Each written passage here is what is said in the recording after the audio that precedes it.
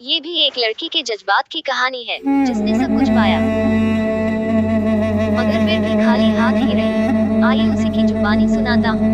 ये कहानी भी आज 30 अक्टूबर को ही लिखी है। आज टाइम मिला था इसलिए हिंदी में ये 2 कहानियाँ लिखकर आप सभी तक पहुँचा रहा हूँ। उम्मीद है कि ये पसंद की जाएंगी। मेरा नाम सफीना है। हम 3 बहनें 2 भाई हैं। घर में मैं सबसे ज्यादा लाडली थी, सबकी चहेती थी। सारे घर वाले मुझसे बहुत प्यार करते थे। हमारे घर में खुदा का दिया सब कुछ था, किसी चीज की कमी नहीं थी। घर में एक नौकरानी भी थी जो दिन भर घर का काम करती थी। उसे सैलरी दी जाती थी। हम बस दिन भर मस्ती करती थी, इसके अलावा कोई काम नहीं थी। मेरे पाँव में कांटा भी चुभ जाए ये भी हमारे माँ बाप को गवारा नहीं था।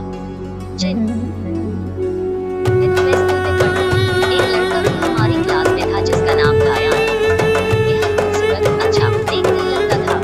इससे जो होता वो उससे आकर्षित हुए बगैर नहीं रहता। कई लड़कियां उस पर पड़ती थीं, लेकिन वो दिल ही दिल में मुझसे मोहब्बत करता था। एक दिन उसने बोला कि मैं आपसे दोस्ती करना चाहता हूँ, क्योंकि मैं उसकी चाहत को महसूस कर चुकी थी। इसलिए मैंने भी उससे दोस्ती कर ली। धीरे धीरे ये दोस्ती प्यार में बदल गई। एक दिन उसने अपने प्यार का इजहार भी कर दिया। मोहब्बत तो मैं भी उससे बहुत करती थी, लेकिन कभी इजहार नहीं कर पाई।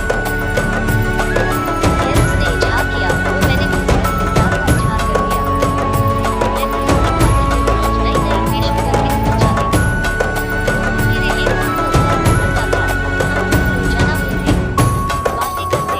उसने मुझे अपनी मोहब्बत का पूरा यकीन दिला दिया था।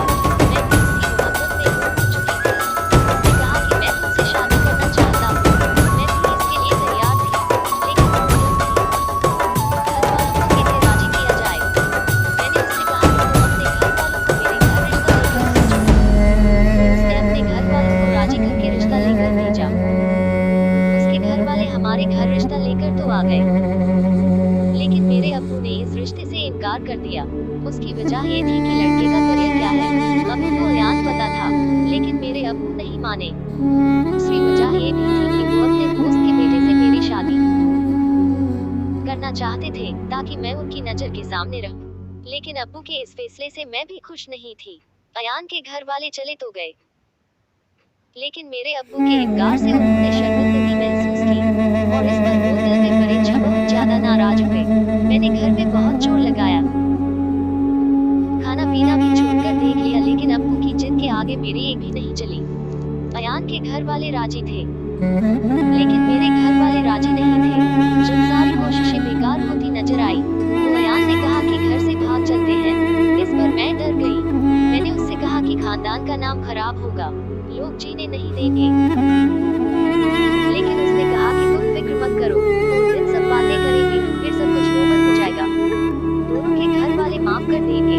चलो सफीना, हम अपनी मोहब्बत की एक अलग दुनिया बसाते हैं, जहाँ सिर्फ प्यार हो, कोई हमें कुछ कहने वाला ना हो, तुम हो मैं हूँ और कोई भी ना हो।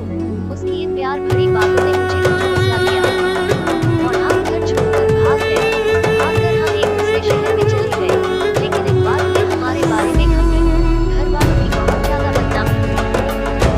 लेकिन मुझे उस वक्त कुछ नहीं सूझा। सबकी दुनिया आबाद करने की खुद सवार थी, चाहे किसी की दुनिया बर्बाद हो। शुरू में हमारी जिंदगी बहुत अच्छी चली। हम घर से दवा वगैरह लेकर आए थे। कुछ दिन आराम से गुजारने के बाद अयान ने कहा कि अब हम चलते हैं, और वो मुझे अपने घर के आगे मेरे ससुराल ले गया। वहाँ पर पहले दिन से ही उसका रवैया मेरे लिए सही नहीं था। लोग मुझे बुरी नजरों से देखते थे, काफी परेशान करते थे। मैं अयान से कहती तो वो मेरी कथा की डालेंगे, सब कुछ चलता रहता है। सब करती, मुझसे सारे घर का काम करवाया जाता, फिर मुझे गालियाँ भी दी जाती और कहा जाता कि तेरा बाप अपने आप को बड़ा शरीफ समझता था, बहुत इज्जतदार समझता था। लोग भगोड़े खानदान के, भगोड़ों की इज्जत नहीं होती। उनकी ये बातें तीर की तरह मेरे दिल पर लगती, लेकिन मैं भी करती तो क्या करती, अयान से कहती, तो वो भी अपने घर वालों का ही फेर लेता। एक दिन सुना कि मेरे अब्बू इस दुनिया में नहीं रहे, तो मैं अपने अब्बू के घर गई, तो मेरे भाई बहनों ने मुझे बहुत जलील किया और कहा कि तेरी वजह से अब्बू का इंतकाल हुआ है। उनका कहना तो सही भी था, क्योंकि अब्बू मेरे घर से जाने के बाद बहुत ज्यादा टेंशन में रहते थे और वो ये सदमा बर्दाश्त नहीं कर पाए और दुनिया से चले गए। आखिरकार उन्होंने मुझे घर से निकाल दिया। अब मुझे एहसास हुआ कि मैंने क्या कर लिया। अपने जान से अजीज माँ बाप की इज्जत को मिट्टी में मिला दिया। दुनिया ने उनको खूब तंजो ताने दिए। मेरी इस गलती की सजा मेरे सारे घर वालों को मिली। बहन भाइयों के कहीं पर भी रिश्ते नहीं हुए। लोग यही कहते कि ये तो वो लोग हैं जिनकी बेटी घर छोड़कर भागी थी। अब मुझे एहसास हुआ कि मैंने उनको जीते जी मार डाला। उनके गम के आगे मेरे गम तो कुछ भी नहीं थे। अपनी जिंदगी को आबाद करने की हिरस में मैंने अपने सारे घर वालों की जिंदगी को बर्बाद कर दिया और न ही खुद आबाद हो पाई। वो याद जो मुझ पर मरता था, आज वो बात तमीज से नहीं कर पाता। मैं ना घर की ही रही ना घाट की। हम तो समझते थे कि घर से भागकर अपनी दुनिया बसाएंगे, खूब हंसी खुशी में जिंदगी गुजारेंगे, लेकिन शायद हमारी खता इससे कई गुना ज्यादा बड़ी थी। आज मुझे मेरे ससुराल में खुदकुशी का नाम दे दिया गया है। लगता कि मेरे बच्चे भी मुझसे नफरत करने लगे हैं। वो लड़की जिसे उसके माँ बाप ने कभी उदास तक ना होने दिया, आज वो अपनी किस्मत पर आंसू बहा रही है। जो कभी अपने कपड़ों को खुद तक ना लगने देती थी, आज वो मिली कुचली सी नजर आती है। काम को हाथ तक न लगाने वाली आज नौकरानी की तरह घर का काम करती है। नौकरानी की भी कुछ इज्जत होती है, लेकिन ये भी इस बात नसीब के नसीब में कहा।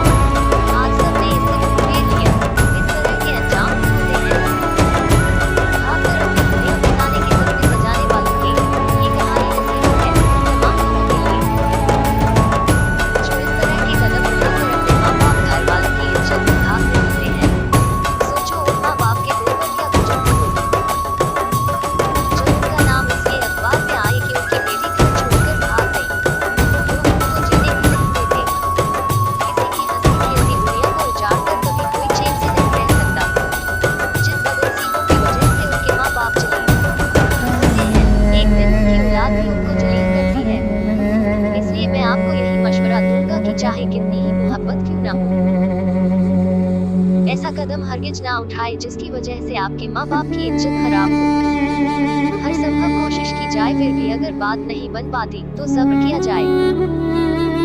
जिन माँ बाप ने बिना किसी स्वार्थ के आपकी खिदमत की, आपको पाला पोसा, क्या इसलिए कि आप अपने माँ बाप को ही छोड़कर चले जाए? जो घर से भागकर अपनी मोहब्बत को आबाद करने की सोच रखते हो, वो मेरी बातों पर गौर जरूर करें।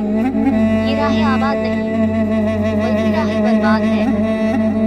दूसरा, माँ बाप को भी मैं ये मशवरा देना चाहूंगा कि अपने बच्चों की शादी तय करने से पहले उनसे भी मशवरा करें तो बेहतर है। ये उनकी जिंदगी का सवाल है। जब आपके बच्चों ने आपका इतना अदब किया कि कभी आपके सामने अपनी पसंद नापसंद का जिक्र नहीं किया, तो आपका भी ये फर्ज बनता है कि आप भी उन्हें अहमियत दें। इस पैगाम को आप तक पहुंचाने के लिए मैंने इस कहानी का सहारा लिया है। अगर आप इससे सहमत हैं तो मुझे अपने मशवरों